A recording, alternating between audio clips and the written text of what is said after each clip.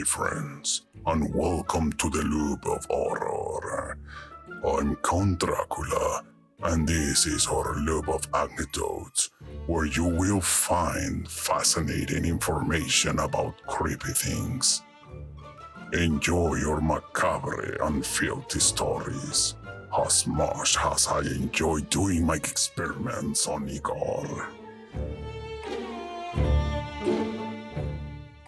Before we begin, we remind you that we upload new and monstrous videos every Tuesday night. If you like this type of content, subscribe and activate the bell so you can get caught in this loop of horror.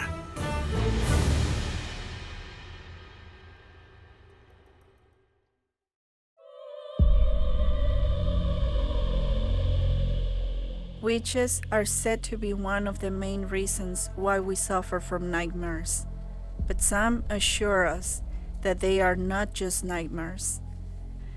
Get uncomfortable and turn off the lights, because tonight we bring for you our looping top 5 scary witch stories.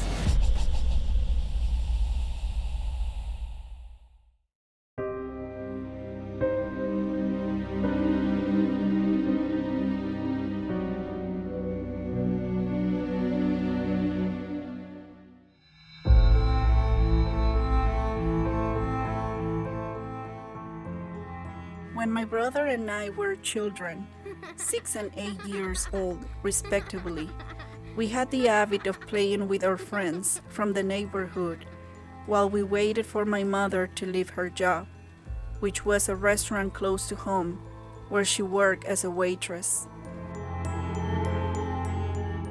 One day, tired of waiting for her, we decided to go to her work and ask her for money and go to the store to buy something to eat. She went out and gave us money, but when we returned to the restaurant to let her know that we had returned from the store, her boss told us that she had just left the place. We went home to find her, but she wasn't there, so we went back to the restaurant. However, when we were about to go in and ask for her again, my brother said, "Look, there she goes." We decided to follow her. We didn't understand why she wasn't walking home. We started running after her, but even though it was clear that she was walking, for some reason, we couldn't catch up with her.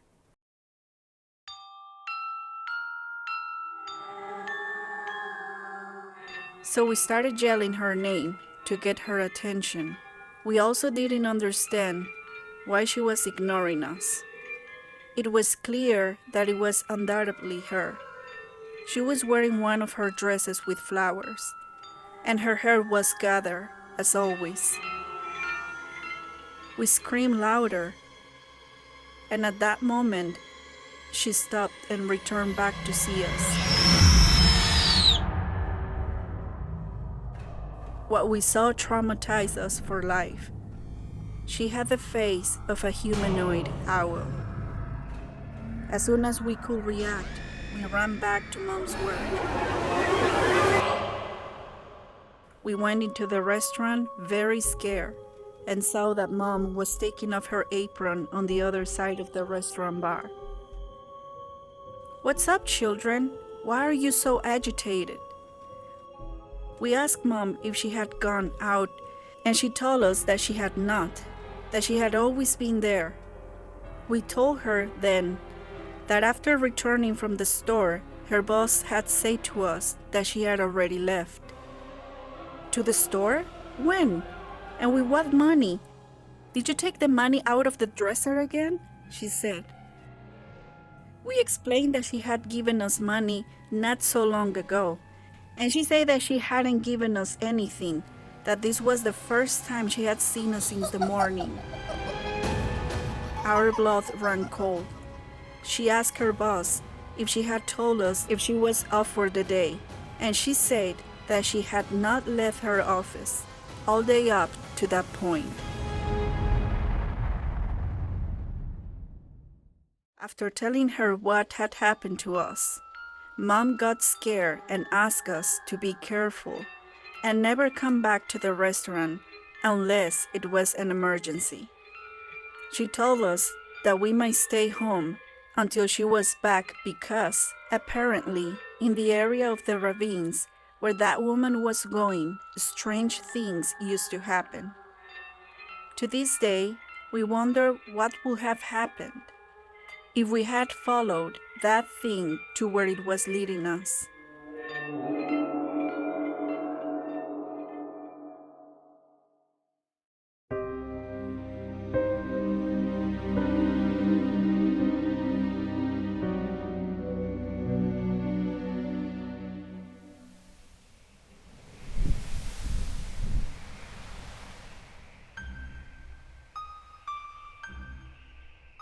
I heard this story from the youngest of my aunts.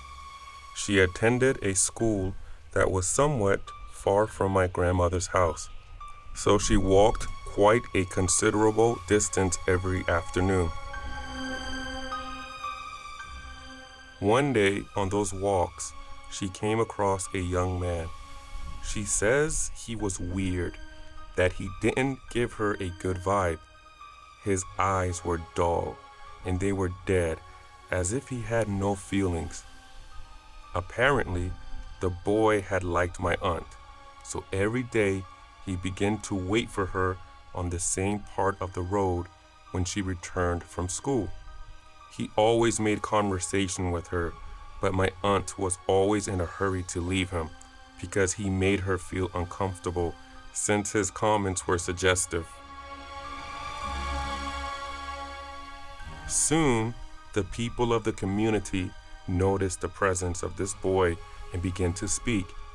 So, my aunt asked him not to wait for her anymore, because, in addition to the fact that she was not interested in him, she also wanted to avoid problems with her parents, since she was too young to have a boyfriend. They would believe that was precisely the situation. That same night, while she was sleeping, my aunt says she heard something going around the house. She didn't pay much attention to it, as she assumed it was the pigs that used to scratch on the walls. But later, a crash from the ceiling and a tightness around her neck woke her up. At that moment, she began to feel something that enveloped her neck and began to take her breath away.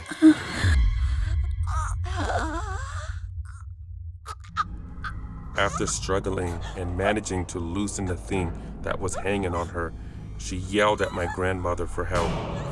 In an instant, the grandmother entered the room with a lighter to realize that what was wrapped around my aunt's neck were her own sheets, which were tightening more and more. My grandmother tried to remove them while she cursed.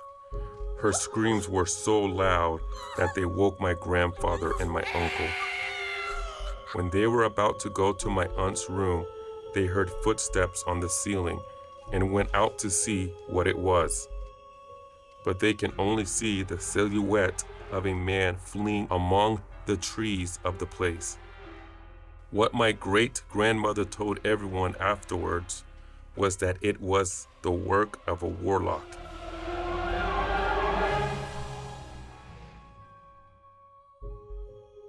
My aunt assumed that it was the guy she rejected, since it was not explained who else could have done it. He was the only one who had reasons, so to speak.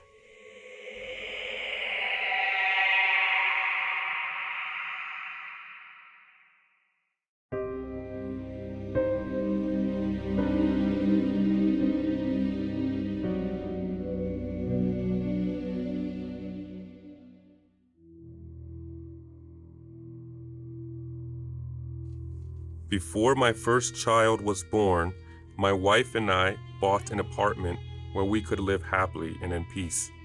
The neighborhood was simple but welcoming, and we soon met all the neighbors except for the house at the end of the street.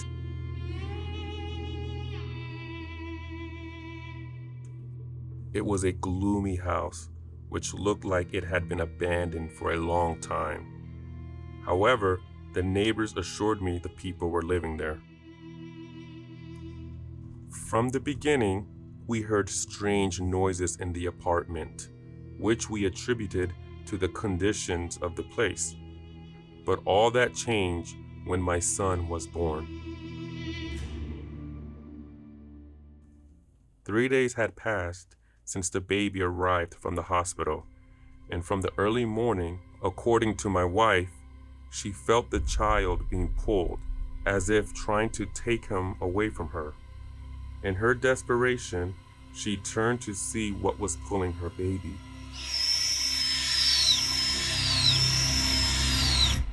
And she observed in front of her 5 creatures with the shape of a bird, but of an old man's face and with little hair.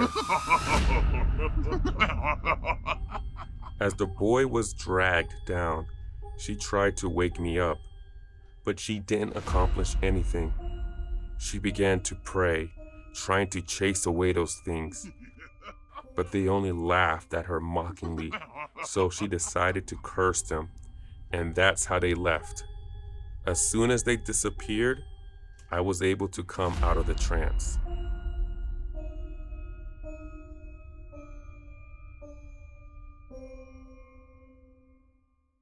In the morning, I observed many scratches on the ceiling and a marked cross. The next 3 months were desperate, as we could not sell the apartment and my wife no longer wanted to stay there.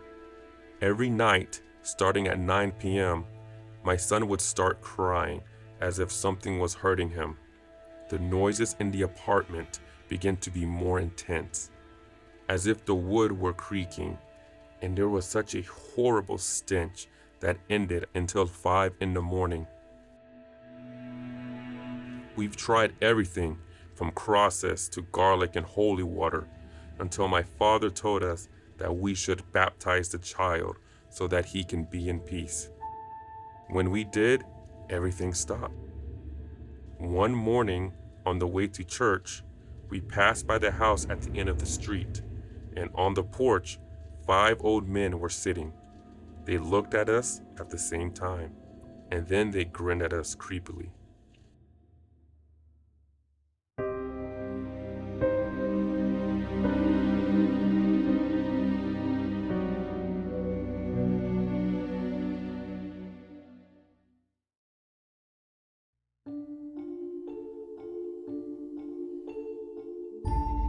When I was 18 months old, according to my mother, we visited one of her aunts. At her house, while I was sitting playing in front of the fireplace, she went to the kitchen to prepare my bottle of milk. She says that a moment later, I started crying and she ran thinking that an accident had happened to me. When she got to the living room, she found me in the arms of her aunt, who was creepily humming a lullaby as she watched me with a threatening look. When my mom asked her to leave me down, she turned to see her eyes with a creepy look as she continued to hum the lullaby louder with a big creepy smile. My grandmother, who had also arrived, began to pray because she knew that something evil was inside the aunt. But that woman stopped humming only to start laughing at them.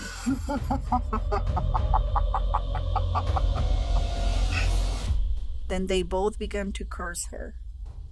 Right after that, the aunt changed her face and she dropped me to the ground. Mom says she ran to hug me and to make sure she hadn't hurt me by letting me fall. We still can't understand what happened that day. Some say that witch had possessed my aunt's body to lead me to her because witches like children.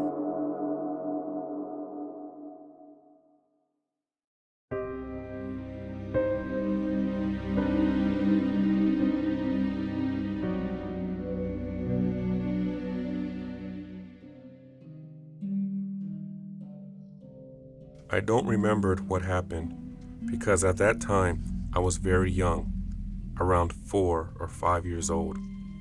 At that time, we lived on my grandmother's ranch in Alabama. This was because our house was still under construction. It should be noted that this town was mountainous and there was lots of vegetation. The roads were dirt, and in general, people moved on foot. It was one of those little towns where everyone knows each other.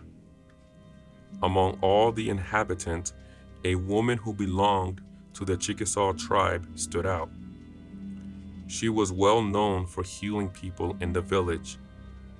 There were even rumors that she was very powerful and wise, as she managed to heal terminal illnesses and things that seemed impossible.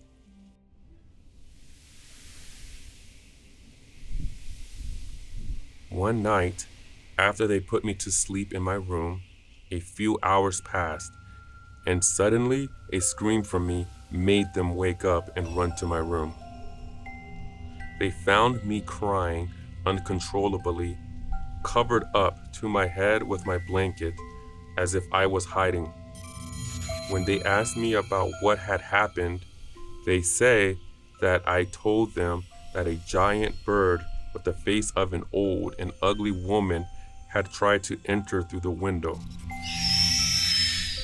Instinctively, my father went to the window and saw nothing outside, but he did notice a crack in the window pane. They also told me that the next morning, as we were walking to the doctor's clinic, I saw the female healer crossing the street, and that I pointed to her and said, "It's the monster in my window." As I said before, I have no memories of this, but I have always feared remembering or experiencing something similar. Maybe it's because for some reason, every time my mom tells me this story, a chill runs through my body.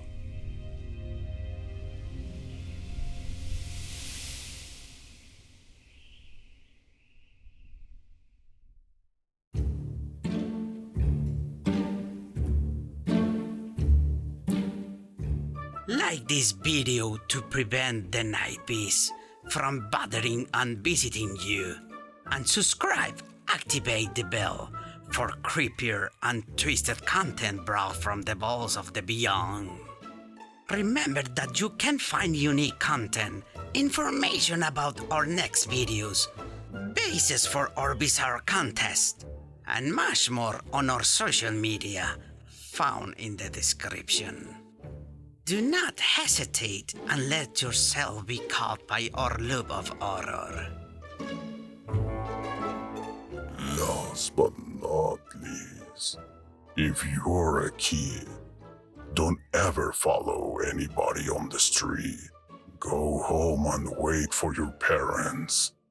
If you are an adult, watch your kids, because witches do indeed like children.